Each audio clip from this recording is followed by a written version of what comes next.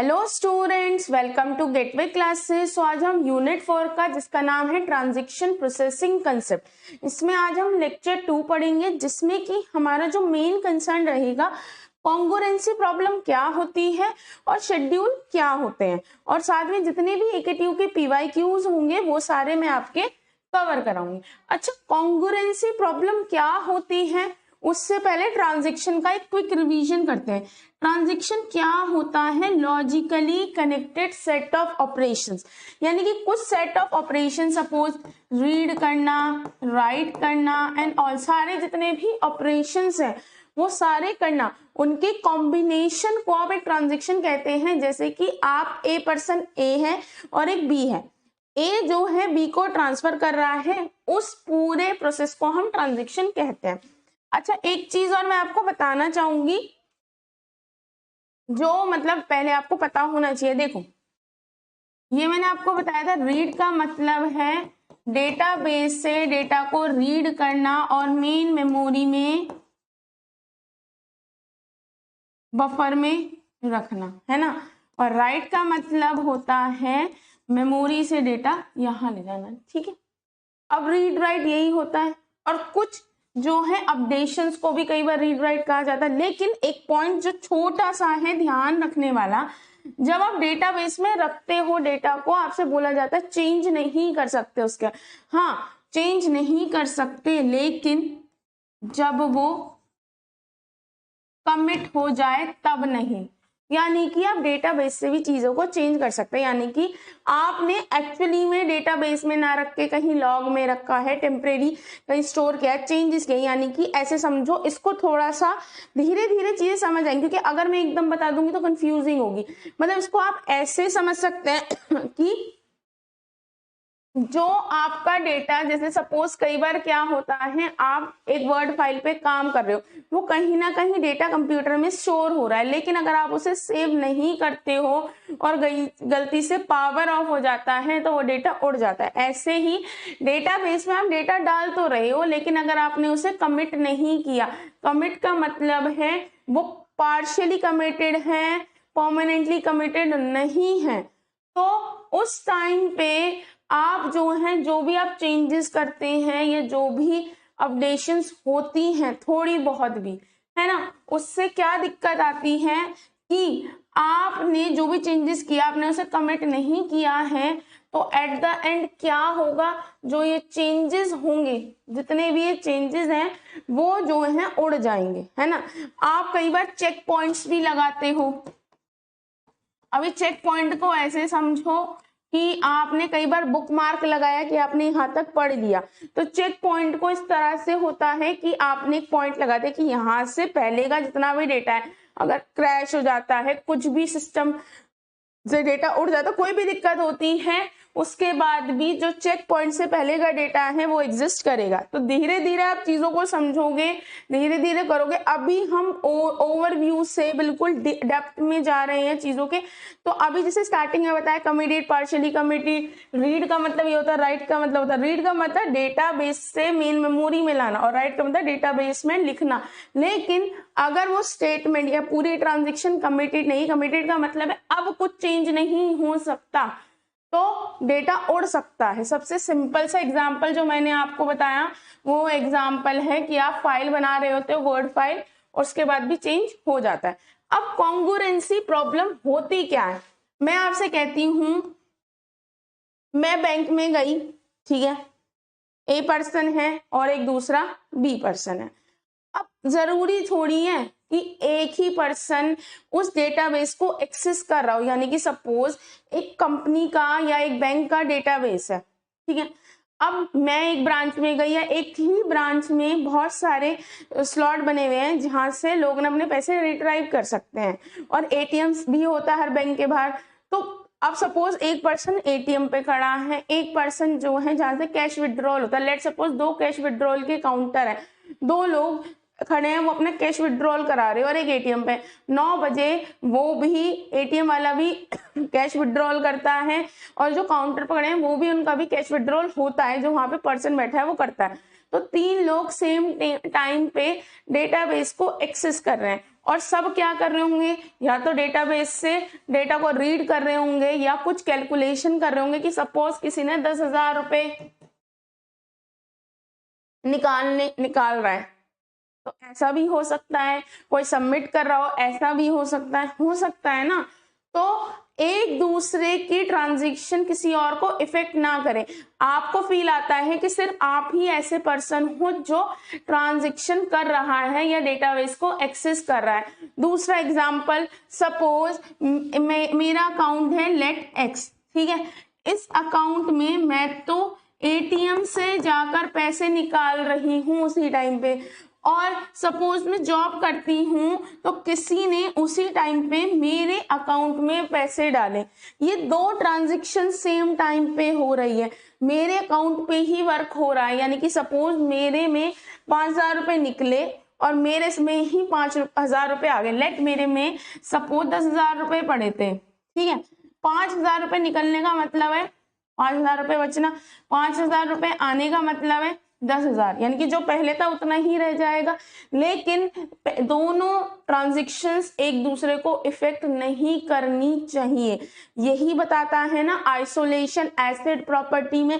लेकिन अब क्या होता है, ये हमने बोल दिया थ्योरेटिकली कि भैया हम ये बोलते हैं एसिड प्रॉपर्टी के according atomicity, consistency, isolation and durability, ये हमने बोल दिया कि भाई ये क्या ट्रांजैक्शंस की प्रॉपर्टी होनी चाहिए। लेकिन क्या होता है जब multiple transactions T1 T2 simultaneously execute कर रहे होते हैं तो कभी कभी एक दूसरे को इफेक्ट डालते हैं।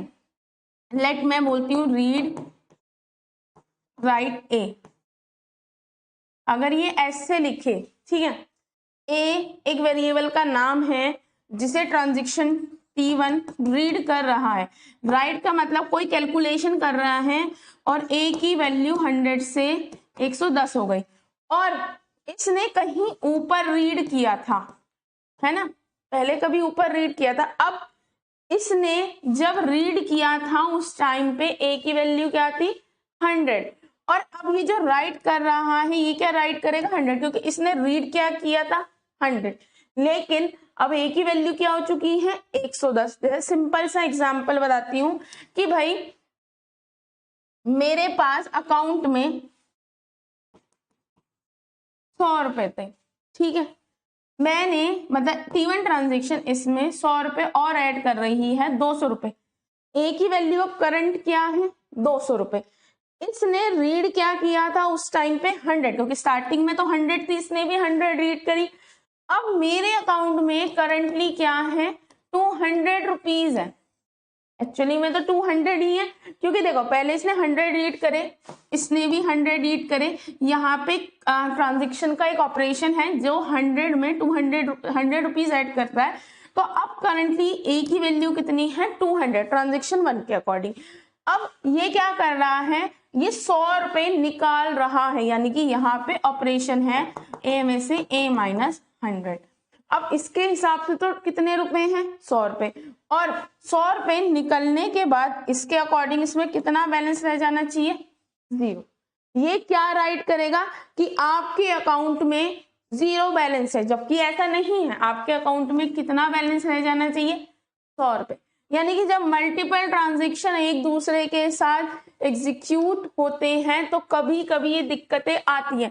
ऐसा कभी देखो जब स्टार्टिंग में ऑनलाइन बैंकिंग सिस्टम स्टार्ट हुआ या डेटाबेस पे वर्क करना स्टार्ट हुआ, रेदर देन पेन पेपर पे लिखने की जगह जब ये काम स्टार्ट हुआ कि भैया हम जो है इस तरह से वर्क करेंगे, डेटा को टेक्निकली स्टोर करेंगे, तो ये प्रॉब्लम्स आई, क्योंकि देखो अब ये दोनों सेम ही अकाउंट है, एक पैसे दे रहा था और एक पैसे निकाल रहा था, तो आप उसके हिसाब से आपके अकाउंट में 100 रुपए थे और वाकई में उस टाइम पे 100 रुपए थे। अब कुछ 1 मिनट के आगे पीछे यहाँ तो 100 रुपए ऐड हुए और यहाँ से 100 रुपए निकले, लेकिन इसने रीड क्या कर लिया था 100 रुपए ही रीड कर लिए थे।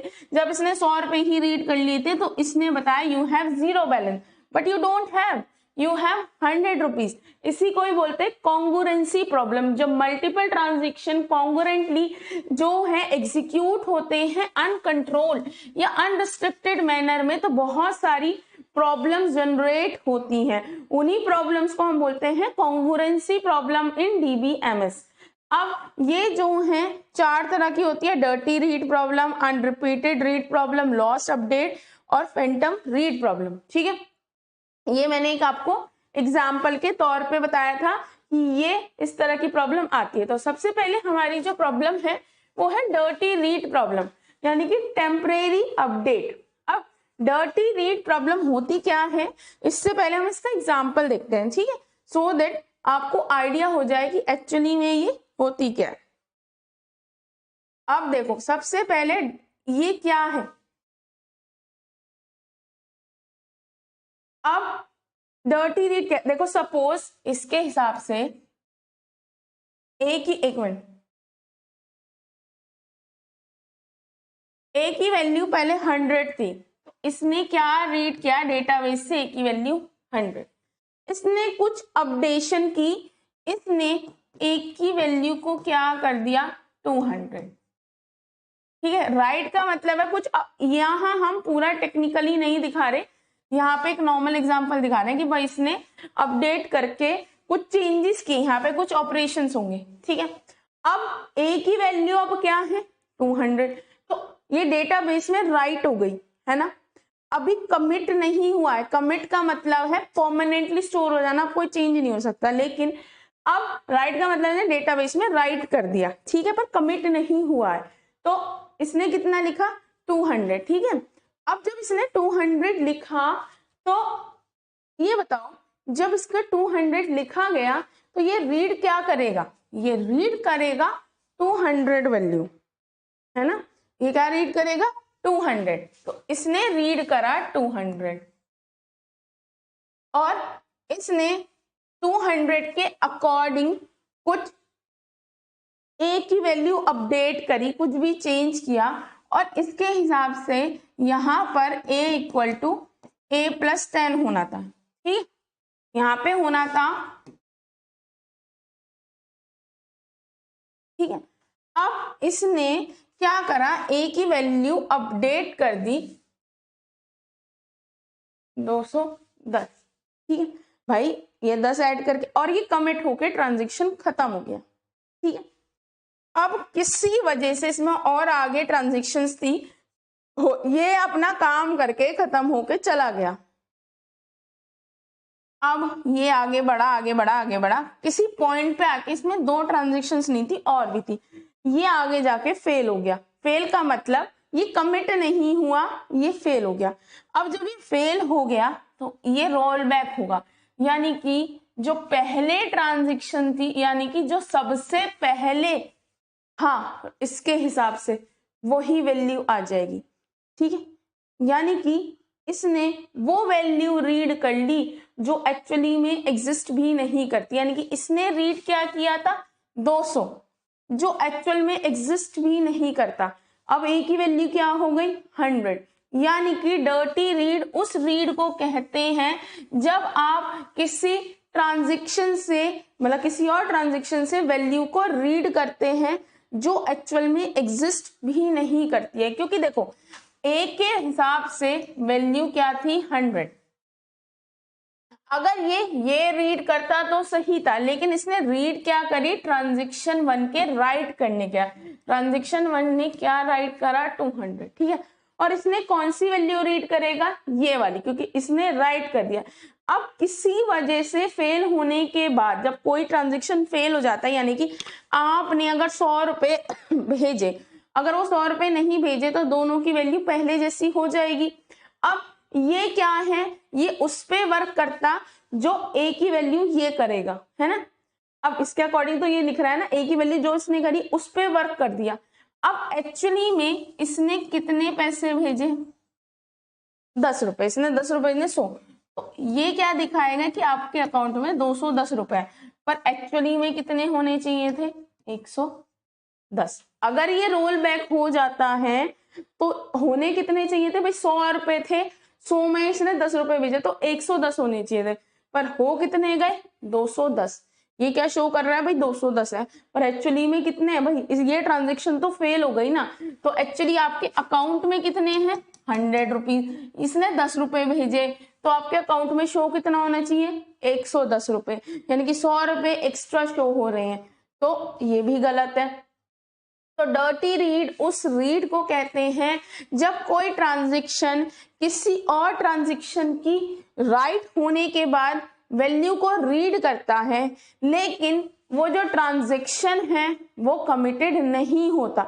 जरूरी नहीं है हमेशा ये रीड डर्टी ही कहलाए, कभी कभी नहीं कहलाता है। अगर ये ट्रांजैक्शन फेल ना होता, ये ट्रांजैक्शन कमिट हो जाता, तो ये जो रीड है डर्टी रीड नहीं कहलाता। लेकिन प्रोबेबिलिटी होती है इस तरह के रीड में कि भाई ये ट्रांजैक्शन, क्योंकि इसने तब रीड किया जब ये राइट कमिट नहीं हुआ था, यानी कि ये राइट परमानेंटली स्टोर नहीं हुआ था। कमिट का मतलब एक तरह से आप ये समझिए कि हाँ अब ये ट्रांजैक्शन कंप्लीट हो चुका है, अब इसमें जो चेंज हुए हैं वो कभी नहीं चेंज होंगे। अगर आप कुछ चेंज करना चाहते हैं तो कंपनसेटिंग ट्रांजैक्शन चलानी ही पड़ेगी, इसी को ही हम बोलते हैं डर्टी रीड। अब देखो यही है, ये तब प्रॉब्लम अकर होती है when one transaction update a database item and the transaction fail for some reason, यानी कि एक ट्रांजेक्शन डेटाबेस के किसी आइटम को अपडेट करता है, यानी कि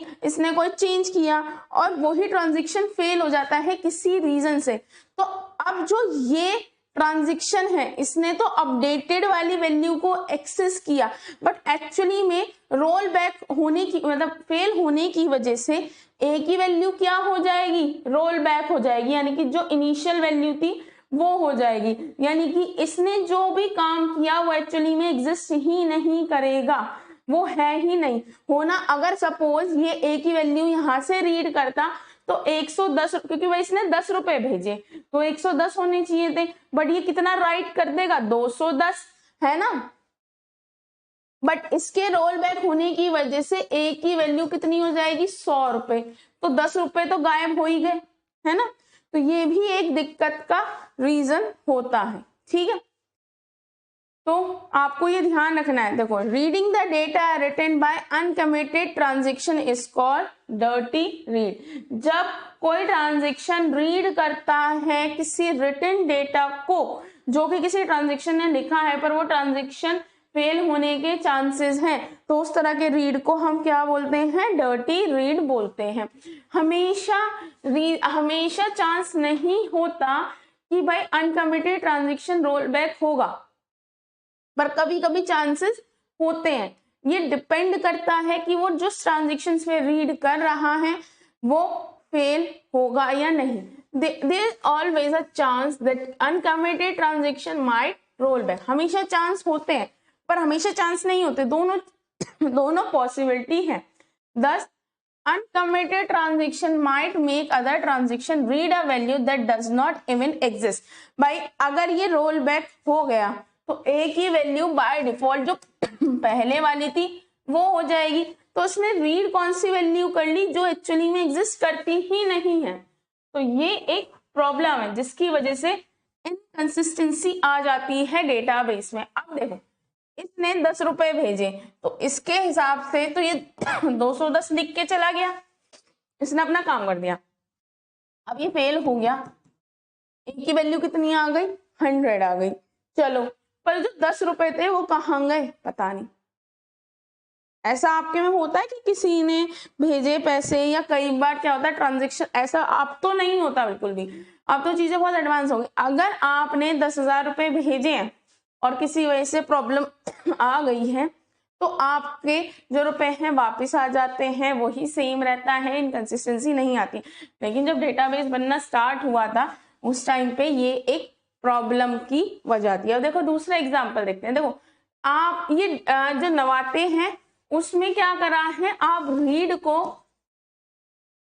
रीड आइटम भी लिख सकते हैं और राइट को राइट आइटम लिख सकते हैं। अच्छा सपोज x की वैल्यू में 100 और n की वैल्यू 3 और m की वैल्यू 2, ठीक है। x को रीड करा है ना, x में से 3 माइनस हुए 97 और x की वैल्यू क्या हो चुकी है 97। ठीक है, अभी जो रीड करेगा डेटाबेस से रीड करेगा, तो इसने क्या रीड करने की बफर, ये एक्चुअली डेटाबेस में बना है 97, m की वैल्यू कितनी है 99, और अगर ये ट्रांजैक्शन सही से चलता है तो 99 वैल्यू आएगी x की, क्योंकि तीन, सपोज ये क्या है रिजर्वेशंस हैं टोटल 100, ये एयरप्लेन के 100 रिजर्वेशंस हैं, ठीक है, जो हुए थे, जिसमें से कि 3 ने कैंसिल करा दिए तो 97 हो गए। अब 2 ने इमरजेंसी में कराए तो 99 हो गया, यानी कि इन्हें नुकसान 1 का हुआ। बिल्कुल सही, कोई प्रॉब्लम ही नहीं है। लेकिन अब दूसरा केस,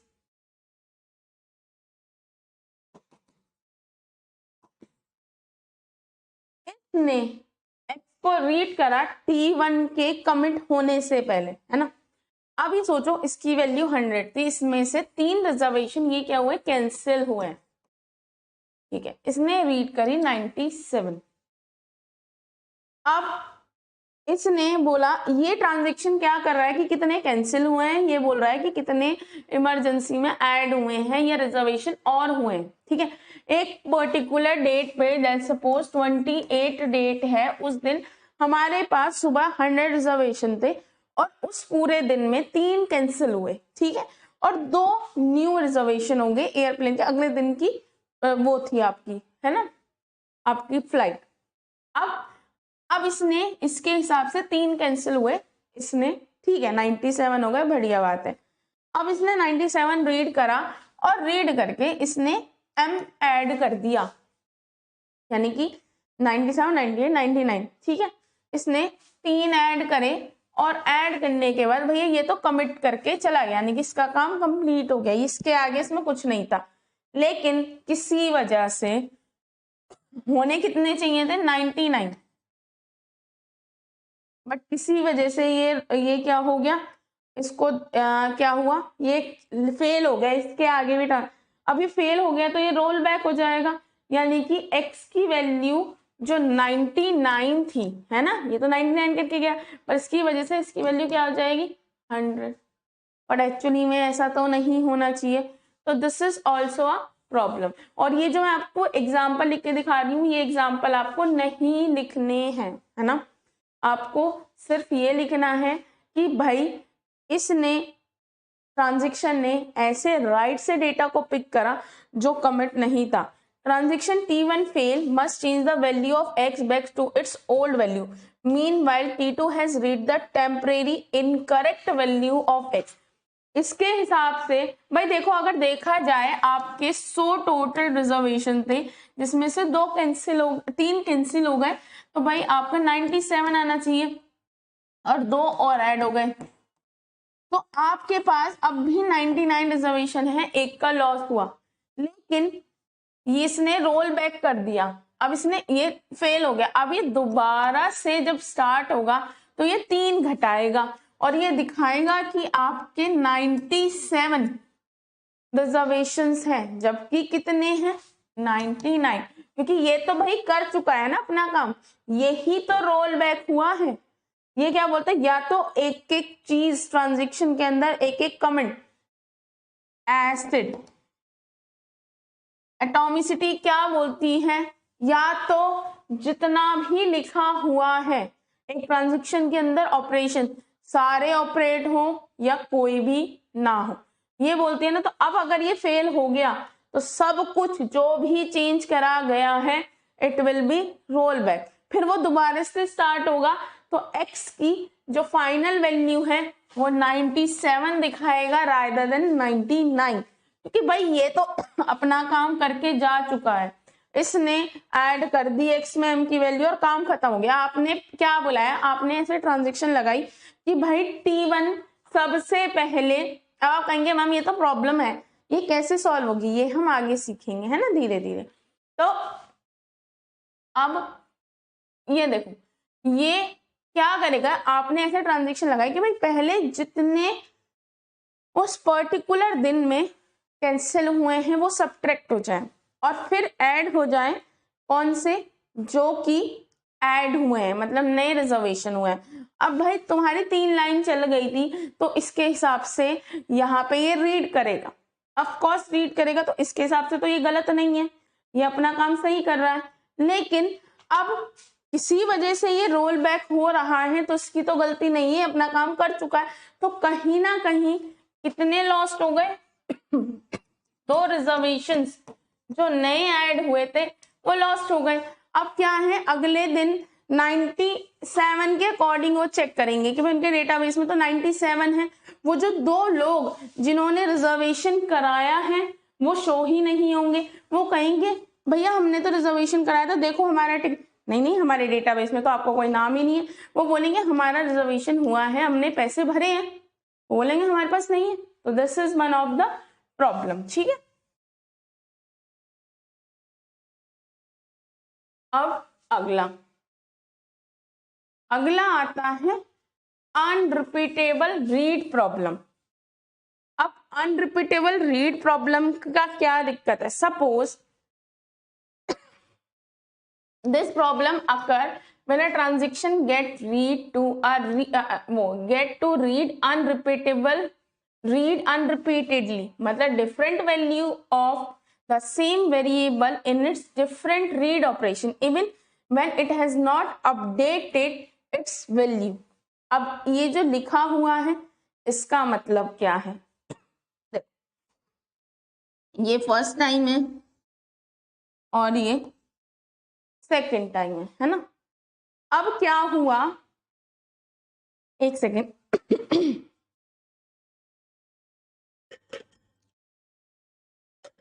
अब क्या हुआ कि भाई जो आपका ट्रांजेक्शन T2 है और T1 है, तो X ने सबसे पहले वैल्यू रीड की 10।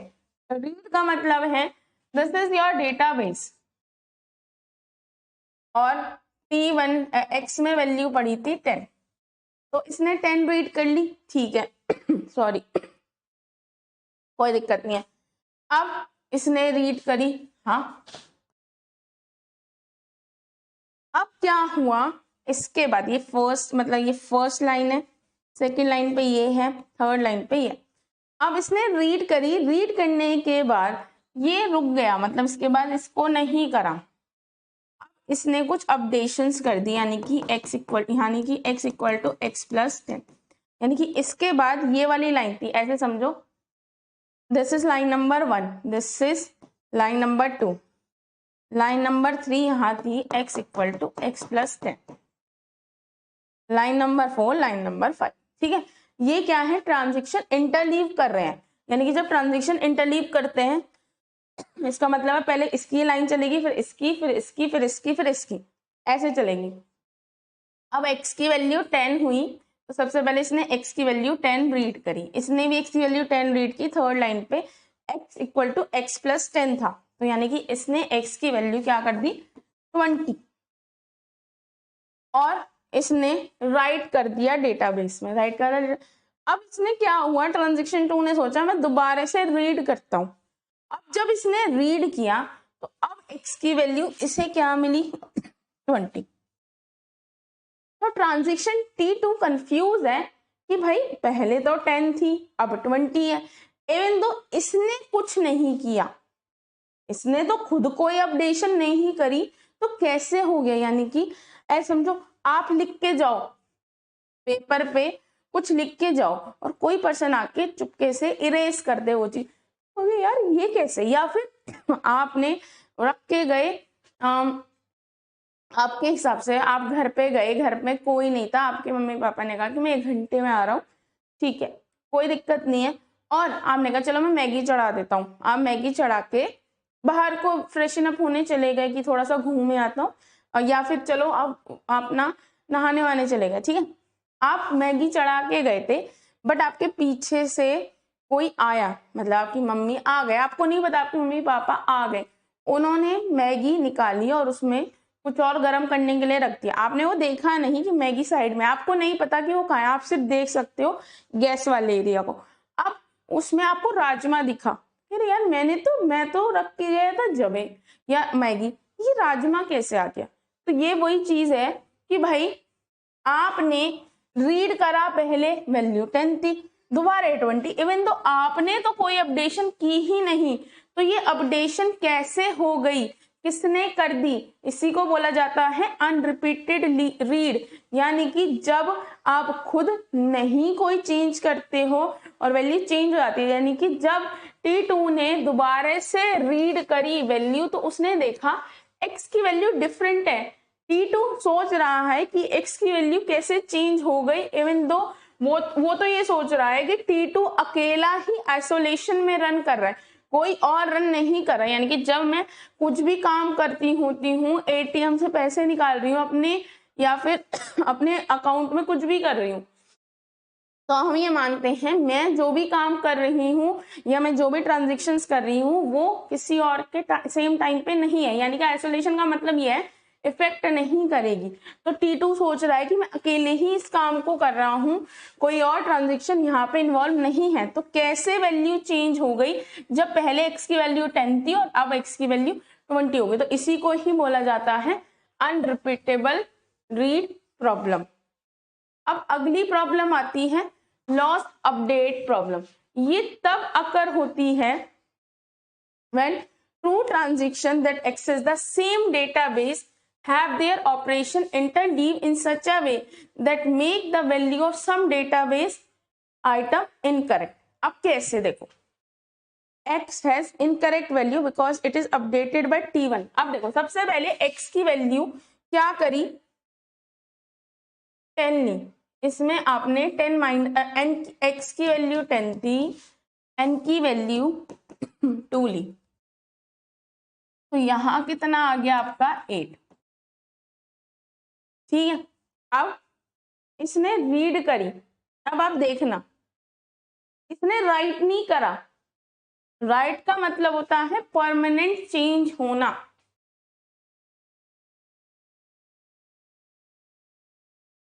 हाँ, तो हम कहाँ थे, अब सपोज x की वैल्यू 10 थी तो उसने रीड करी, तो x की वैल्यू क्या हो गई 10।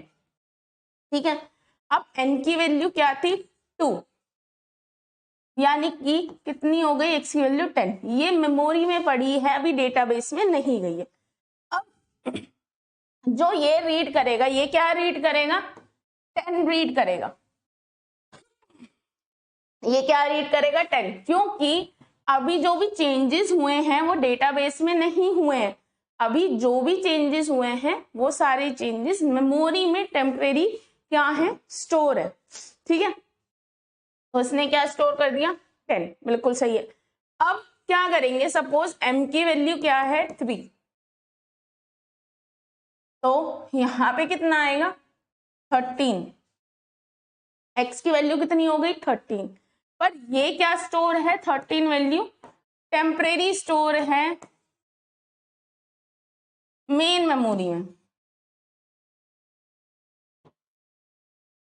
है ना, किसी और लोकेशन पे, क्योंकि ये दोनों अलग अलग वर्क कर रहे हैं। ये सपोज ये कंप्यूटर की मेमोरी है, इसका बफर पोर्शन है, तो यहाँ पे T1 का जो x है वो स्टोर है, जिसके हिसाब से x की वैल्यू क्या है 8, और यहाँ पे जिसपे है 13, है ना। अब ये राइट करेगा तो डेटाबेस में, सपोज ये मेरा डेटाबेस है, इस डेटाबेस में क्या हो जाएगी 8 और ये बाई को रीड। अब जब ये राइट करेगा तो उसकी वैल्यू कितनी हो जाएगी 13। ठीक है, पर जो ये x रीड हुआ था ये गलत रीड हुआ था, क्यों, क्योंकि एक्चुअली में x की वैल्यू क्या हो चुकी थी 8, क्योंकि जब उसने 2 माइनस कर दिए थे तो x की वैल्यू 8 हो चुकी थी। इसने T1 के राइट होने से पहले ही x की वैल्यू पढ़ी। राइट का मतलब क्या होता है, डेटाबेस से वैल्यू को रीड कर, मतलब डेटाबेस में वैल्यू को राइट करना, यानी कि जो भी टेम्परेरी आपके, सॉरी थोड़ा सा गले का इशू हो रहा है। रीड का मतलब क्या होता है, डेटाबेस से वैल्यू को रीड करना, राइट का मतलब क्या होता है, डेटाबेस में वैल्यू को लिखना मेन मेमोरी से, है ना, यही होता है। तो अब ये चीज देखो, इसने जो रीड करी वैल्यू वो कौन सी रीड करी थी, डेटाबेस की, यानी कि x इक्वल टू, बिल्कुल सही रीड करी थी, कोई दिक्कत की बात नहीं है। लेकिन इसने x की वैल्यू कितनी कर दी थी, 8, यानी कि अब एक्चुअली 2 माइनस हो चुके हैं वैल्यू, लेकिन इसने अभी वैल्यू राइट नहीं करी, यानी कि टेम्परेरी आपकी मेन मेमोरी में ही पड़ी है।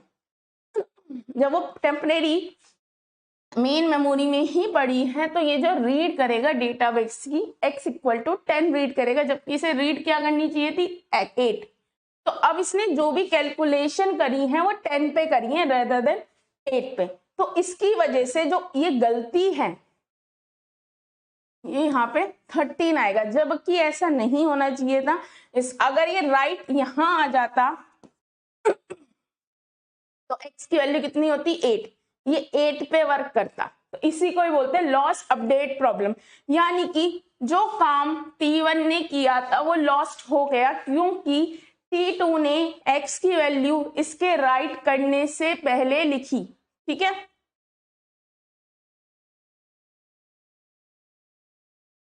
हाँ, तो हम कहाँ थे, तो ये चीज आपको समझ आई कि आपको लॉस्ट अपडेट की प्रॉब्लम तब होती है जब कोई ट्रांजैक्शन के राइट करने से पहले आप रीड कर लो, क्योंकि अगर राइट करने से पहले रीड करोगे तो x 8 को नहीं रीड करेगा, वो रीड करेगा 10 को। ठीक है, देखो इसको दोबारा से एक तरह से समझाती हूँ।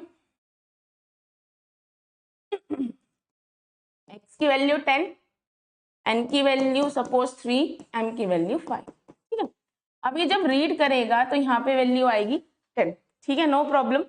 अब x में से 3 माइनस करो, कितना आया, 7। अभी x की वैल्यू 7 हो चुकी है, पर जो x की वैल्यू 7 हुई है वो वैल्यू अभी डेटाबेस में अपडेट नहीं हुई है, वो टेम्परेरी कहीं पे मेन मेमोरी में जो कि बफर पोर्शन है वहां पे स्टोर है। ठीक है, अब जो ये रीड करेगा, ये 7 रीड नहीं करेगा, इसको रीड करेगा। ठीक है, कोई प्रॉब्लम नहीं है। अब m की वैल्यू 5 है, तो किसी और मेन मेमोरी की किसी और लोकेशन पे T2 T1, यहाँ पे कितना आ जाएगा, 15।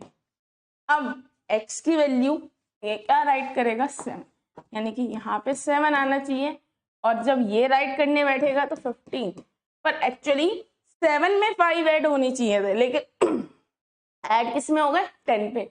तो इस वाली ट्रांजेक्शन जो भी अपडेशन की थी वो लॉस्ट हो गई। तो ये भी एक प्रॉब्लम है कॉन्ग्रुएंसी की। अगला क्या आता है, ये प्रॉब्लम कब अकर होती है, देखो जब राइट राइट कॉन्फ्लिक्ट होता है। देखो इसे हटा दो, this is right right conflict, पहले इसने राइट करा फिर इसने राइट करा, ये प्रॉब्लम तभी ही होती है क्योंकि राइट राइट कॉन्फ्लिक्ट जो होती है जब टू राइट एक दूसरे के ट्रांजेक्शन, यानी कि या तो ये पहले हो या ये पहले हो, तो जब इस तरह से होता है तो किसी ना किसी का जो डेटा होता है वो लॉस्ट हो जाता है। ठीक है,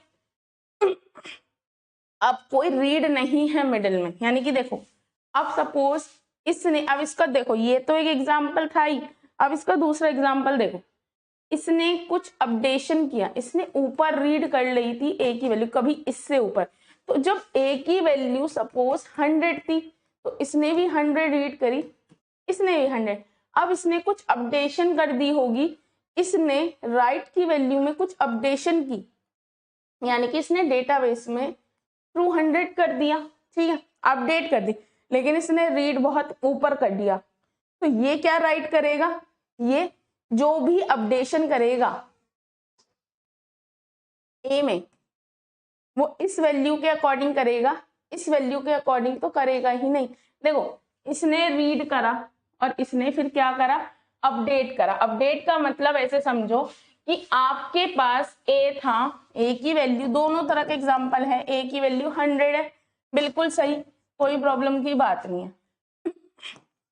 इसमें ए ने 10 ऐड किया, ठीक है, इसने राइट कर दिया, ये डेटाबेस में चला भी गया, कोई दिक्कत नहीं।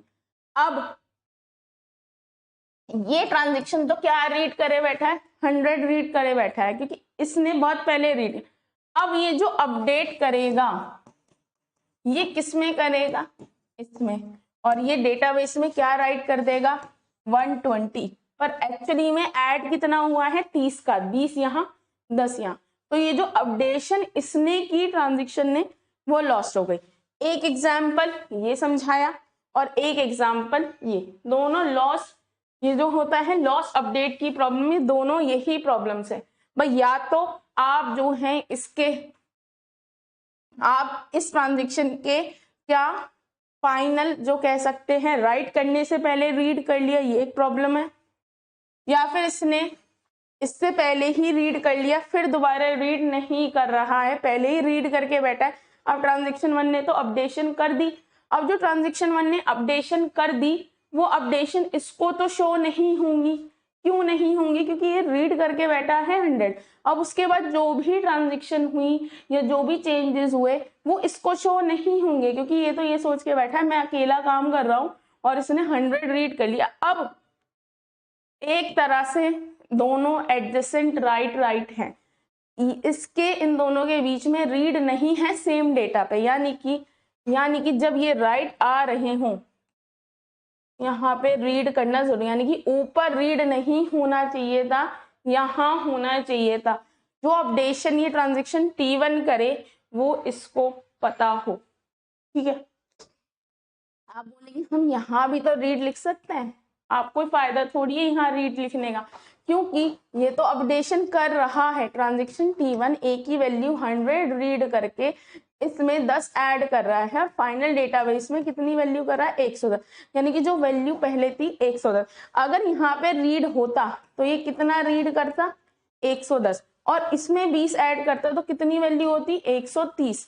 लेकिन इन दोनों राइट के बीच में राइट के बीच में कोई रीड है ही नहीं, रीड बहुत पहले कहीं ऊपर हो चुकेगा, तो ये क्या रीड करके बैठा है 100 रीड करके बैठा है। अब जो भी अपडेशन होंगी इसमें होंगी, आना 130 चाहिए था लेकिन आ गया ये, तो ये भी लॉस अपडेट की प्रॉब्लम होती है। दोनों ही एग्जाम्पल है कि भाई अगर राइट करने, दोनों इसके राइट करने से पहले रीड कर लो या इन दोनों के बीच में राइट हो, ये दोनों एग्जाम्पल है आपके लॉस अपडेट के।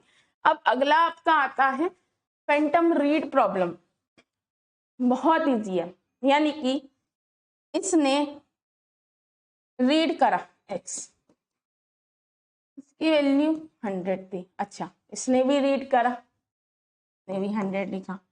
अब इस ट्रांजेक्शन ने x को डिलीट कर दिया, अब इसने उस वेरिएबल को दोबारा रीड करा, अभी उस वेरिएबल को रीड कर रहा है जो वेरिएबल इन फ्यूचर एग्जिस्ट ही नहीं करता। देखो यहाँ ये रीड कर चुका है, इसने कुछ कैलकुलेशन की होंगी, कुछ वैल्यू ऐड की होगी, कुछ वैल्यू में चेंज किया होगा, कुछ ना कुछ इसने किया है यहाँ पे, लेकिन इसने उस वैल्यू पे वर्क करा जो वैल्यू अब एग्जिस्ट ही नहीं करती। उसे यहाँ तो पता चल जाएगा कि उसने जो चेंज करे हैं वो एग्जिस्ट नहीं करते, बट यहाँ तक जो भी वो अपडेशन कर चुका है और उसने उस वेरिएबल पे अपडेशन किया है जो वेरिएबल एग्जिस्ट ही नहीं करता, तो वो बोलते हैं Phantom read problem. This problem occur when a transaction reads some variable from the buffer and when it reads the several same variable later that find the variable does not exist, यानी कि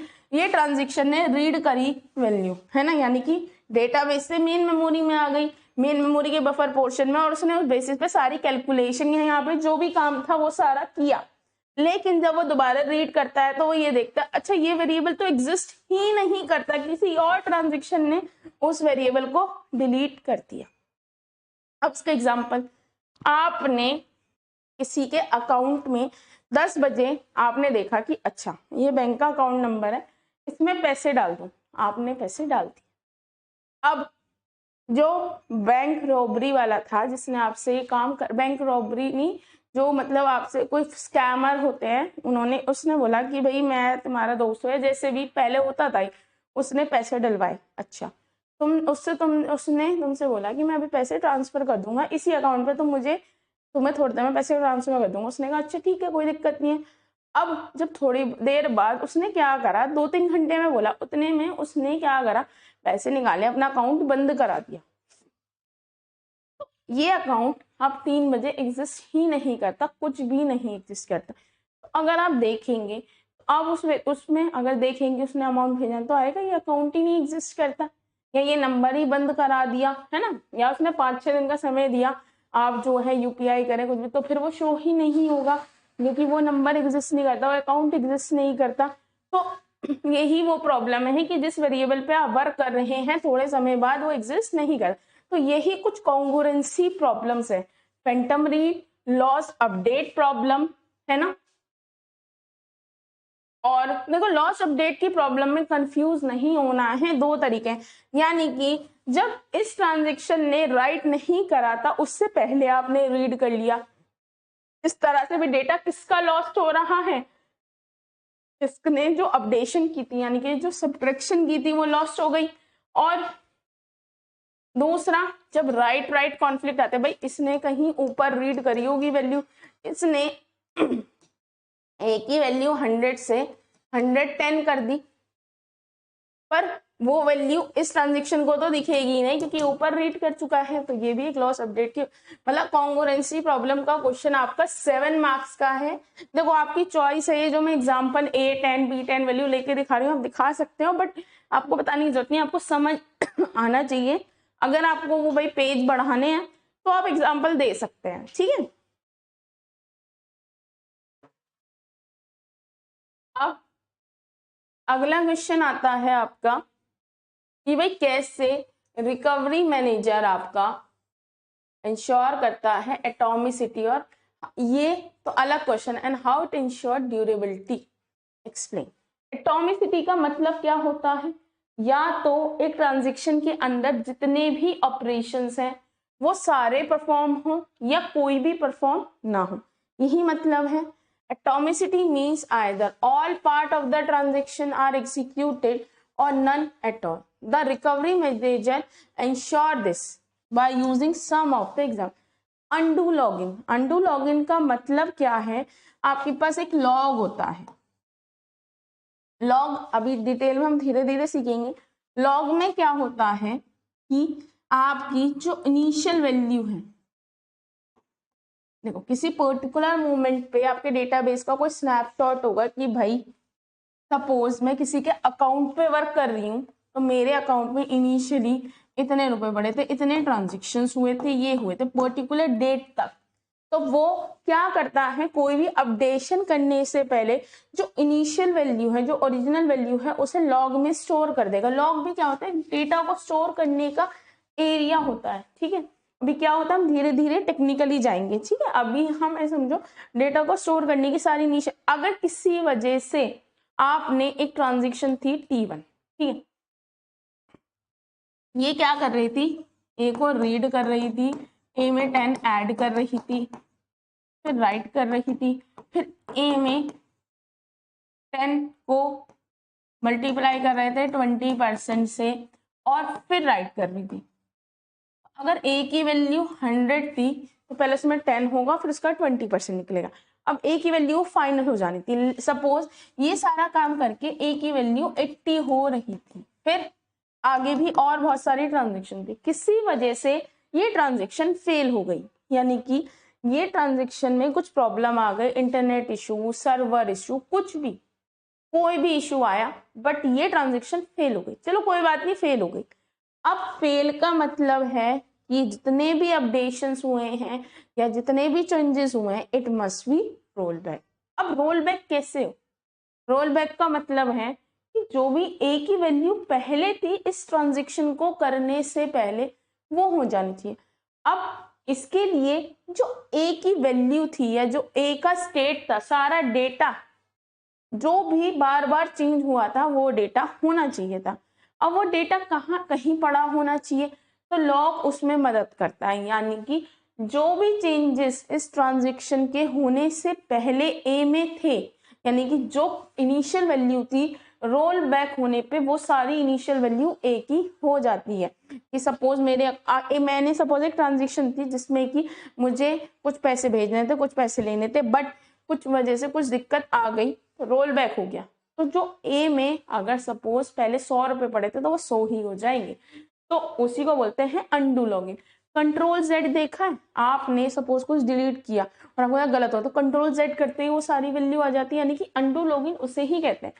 before modify, जब आप modify कर रहे होते हो data, उससे पहले जो भी ओरिजिनल वैल्यू होती है उसे आप लॉग में स्टोर कर देते हो। अगर किसी वजह से ट्रांजैक्शन कमिट होने से पहले ही फेल हो जाता है तो रिकवरी मैनेजर क्या करता है, लॉग से, लॉग क्या है, स्टोरेज एरिया है जहां इनिशियल वैल्यू रखते हैं, वहां से जो भी चेंजेस होते हैं उनको अंडू कर देता है और जो भी इनिशियल वैल्यू थी वो आ जाती है डेटाबेस के। तो छोटा एग्जांपल है, डेटाबेस में बहुत सारी चीजें होती हैं, बहुत सारे अब बैंक के लेवल पे एक ट्रांजेक्शन के अंदर बहुत सारी चीजें होंगी कि सपोज एक पर्सन ने, एक ऐसे समझो सिंपल सा, एक पर्सन है ए, उसने ना 3 ट्रांजेक्शन की, बार बार फेल हो रही है, आ रही है, फेल हो रही है, तो जितनी बार भी वो ट्रांजेक्शन करे बार बार होने पे उसकी जो पहली वाली वैल्यू थी वो ही रही। एक होता है right ahead login. Right again login का मतलब है कि सिंपल सा जो लॉग होना चाहिए वो किसी स्टेबल स्टोरेज में लिखा जाना चाहिए चेंज करने से पहले।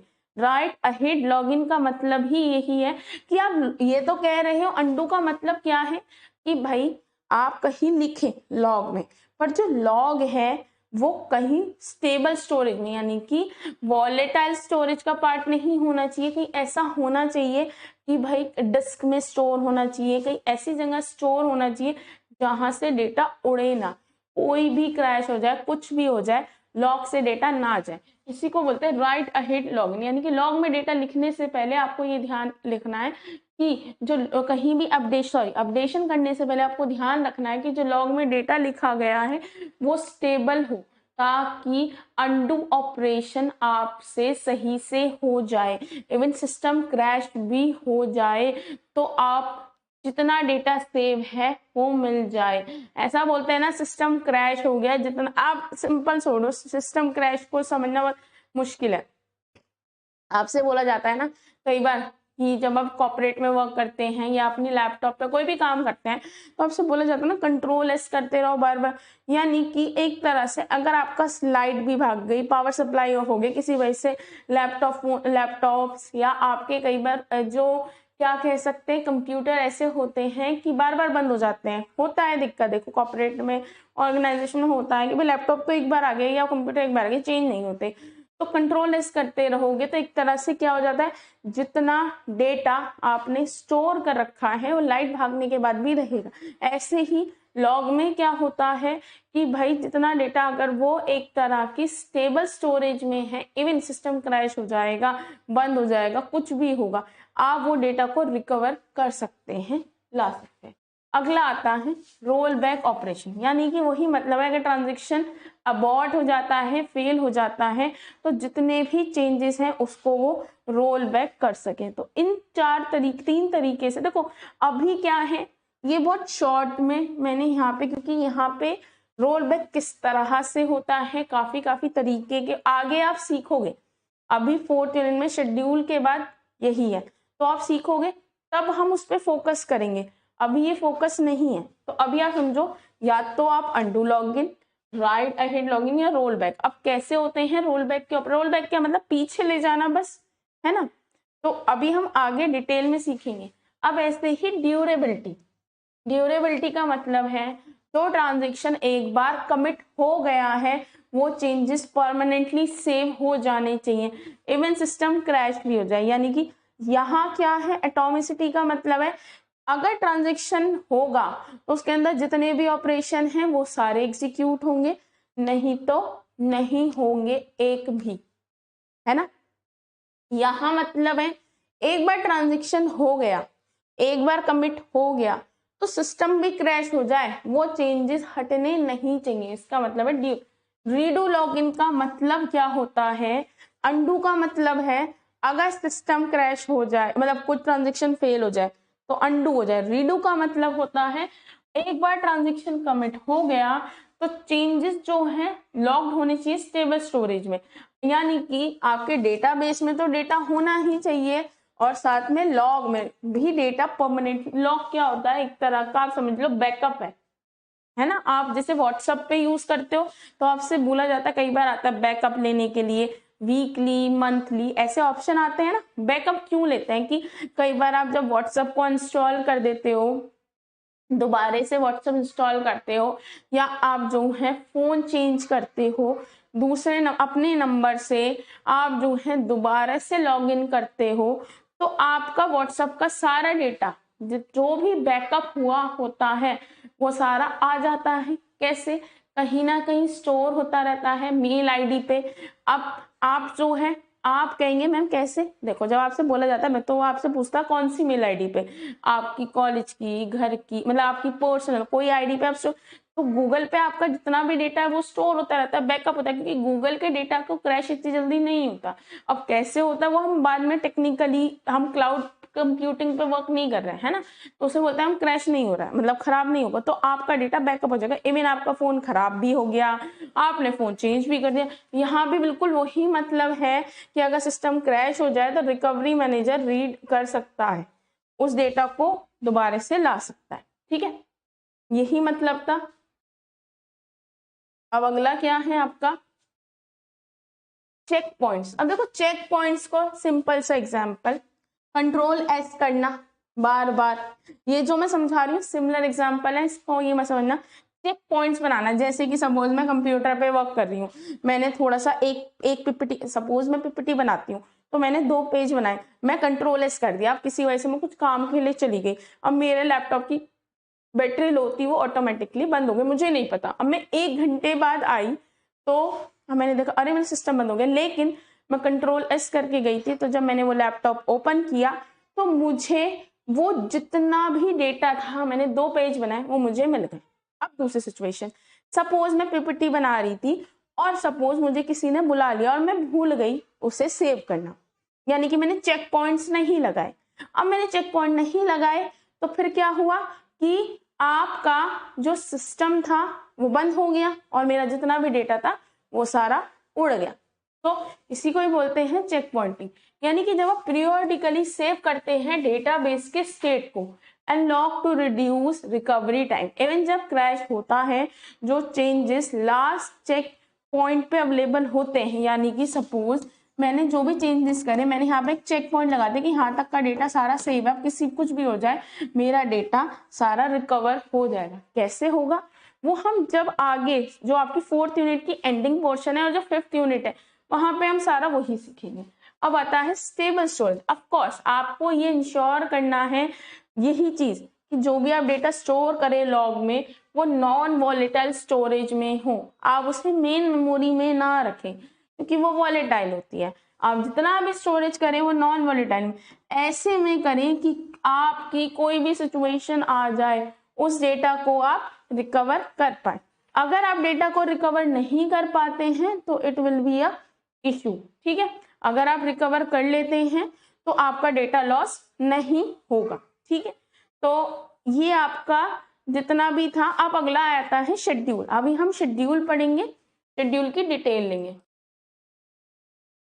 अब आपका अगला टॉपिक है शेड्यूल इन डीबीएम। शेड्यूल क्या होता है देखो, the order in which the operation of multiple transaction appear from execution is called schedule। अब देखो मेरे पास ट्रांजेक्शन 1 है, ट्रांजेक्शन 2 है। अब सपोज इसमें क्या है, रीड ए, राइट ए, फिर है read A, right A, this is a schedule. या फिर मतलब किस ऑर्डर में मल्टीपल ट्रांजेक्शन के ऑपरेशन एग्जीक्यूट होंगे, यानी कि ऐसे समझो T1 T2। अब मैंने बोला पहले इसका रीड होगा फिर यहाँ राइट होगा, पहले ऊपर रीड होगा फिर यहाँ रीड होगा, फिर T3 यहाँ पे ये रीड होगा फिर ये राइट होगा फिर ये रीड होगा। मतलब किस तरह से ऑपरेशन जो है एग्जीक्यूट होंगे एक ट्रांजेक्शन, मल्टीपल ट्रांजेक्शन के अंदर जो एक दूसरे को इंटरलीव कर रहे हैं या नहीं कर रहे हैं, दोनों चीजें हैं।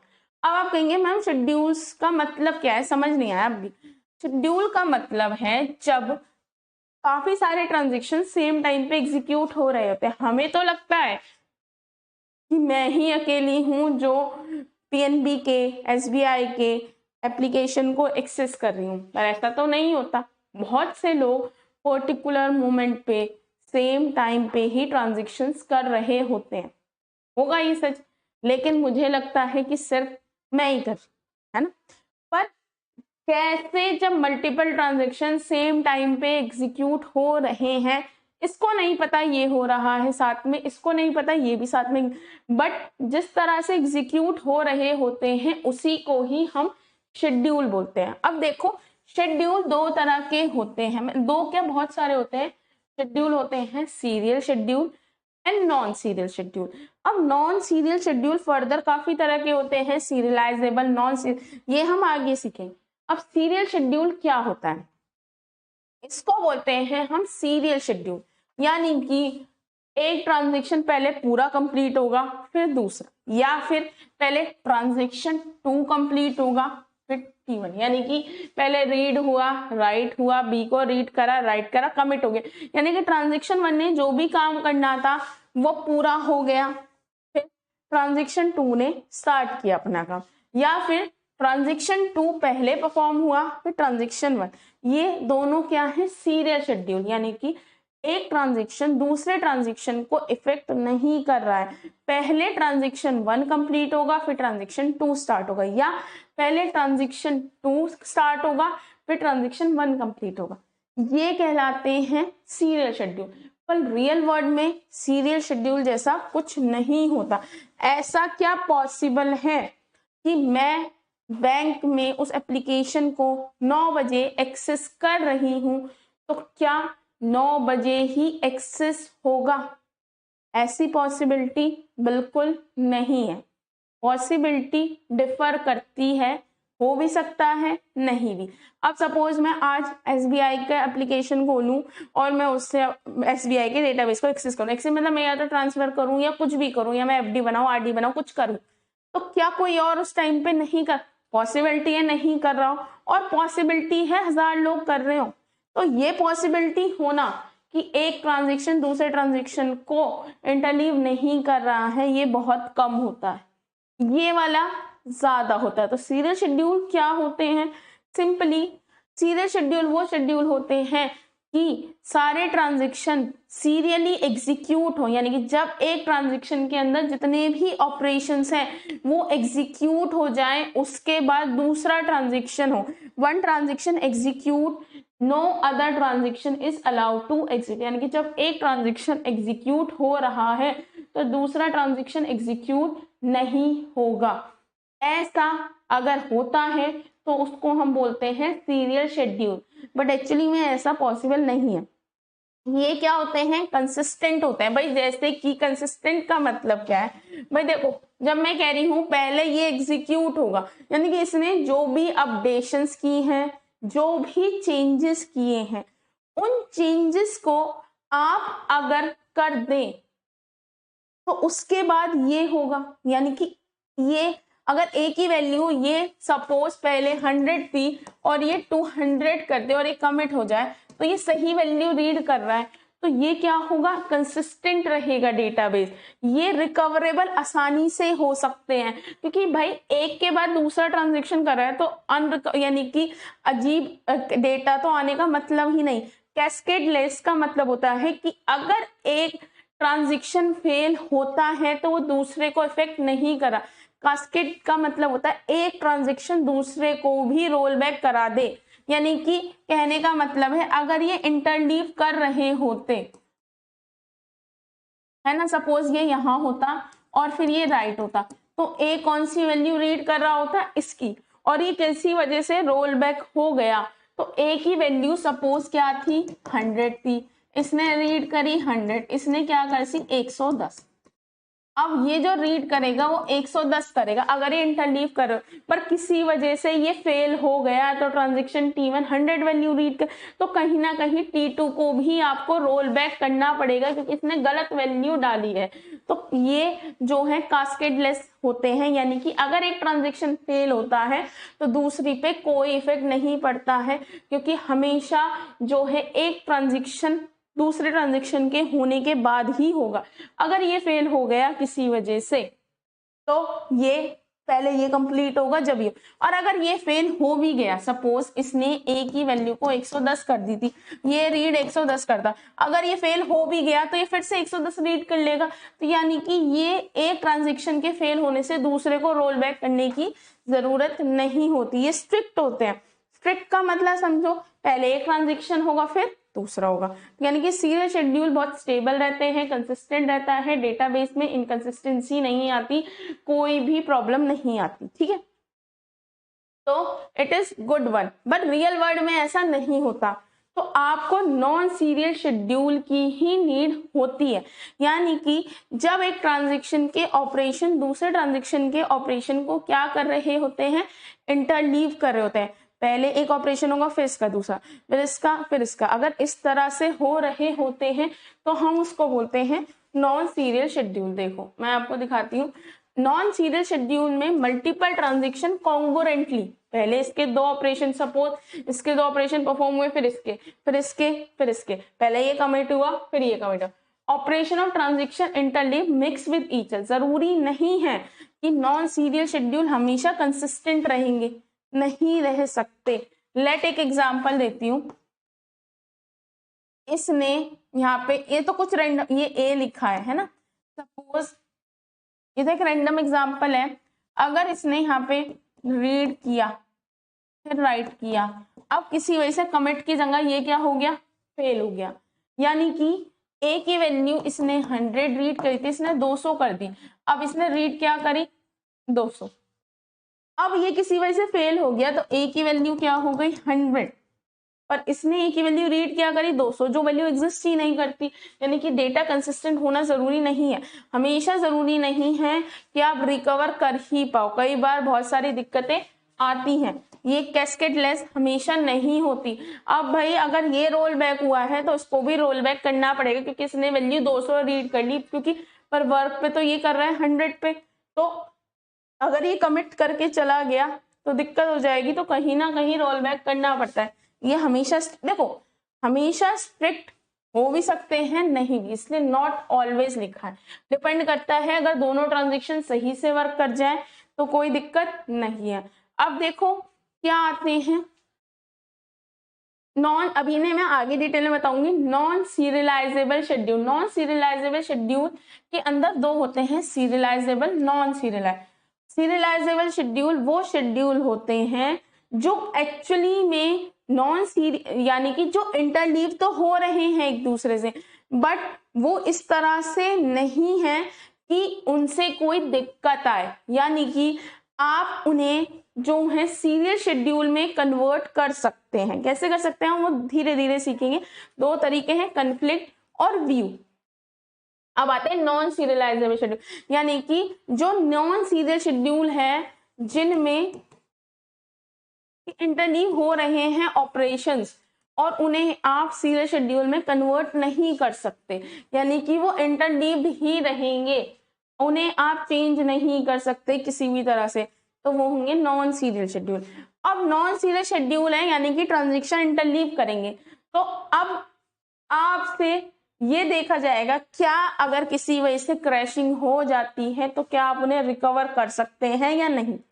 अगर कर सकते हैं तो वो तीन तरह के हैं, कैस्केडिंग, कैस्केडलेस, वो आप धीरे धीरे सीखेंगे, और आप नहीं कर सकते हैं तो वो नॉन कवर।